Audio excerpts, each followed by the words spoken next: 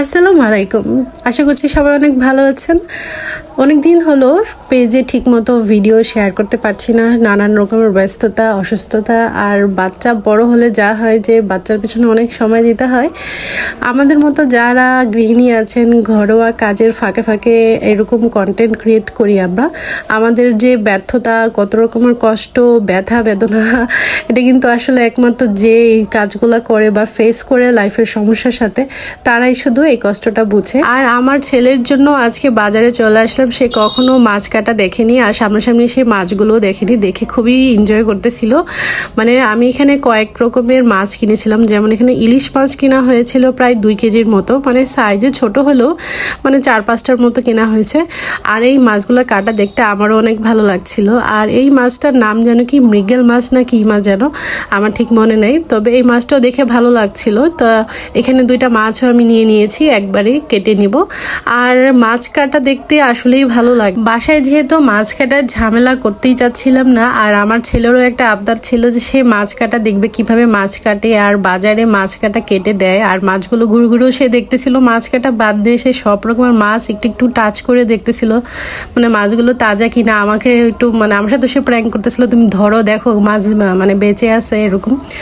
তো বাচ্চাদের খুশির জন্য কত কিছু করতে হয়। আর মাছ কাটার যে ছেলেটা মাছ কাটতেছিল, আমার মনে হলো সে খুব এক্সপার্ট না।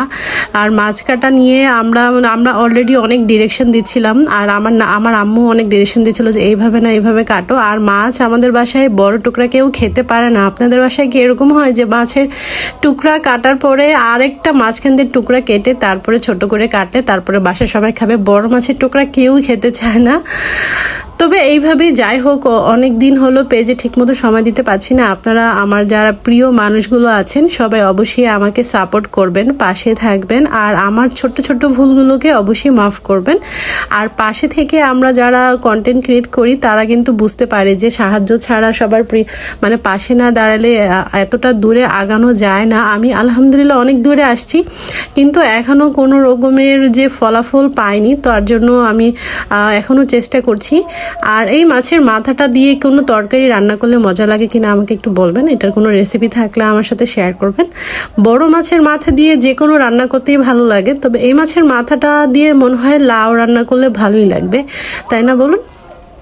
আর মাছের এই মাথাটা কাটতেও অনেক ইজি লাগলো ওনার কাছে, কিন্তু আমার কাছে মাছের মাথা কাটাটা হচ্ছে একটা মানে টাস্কের মতো, অনেক কষ্ট লাগে, কাটতে পারি না ঠিক মতো। আর হতে পারে ওদের বটিটা অনেক বড় হয় আর অনেক ধারালো হয়, সেজন্য তাড়াতাড়ি কেটে নিতে পারে।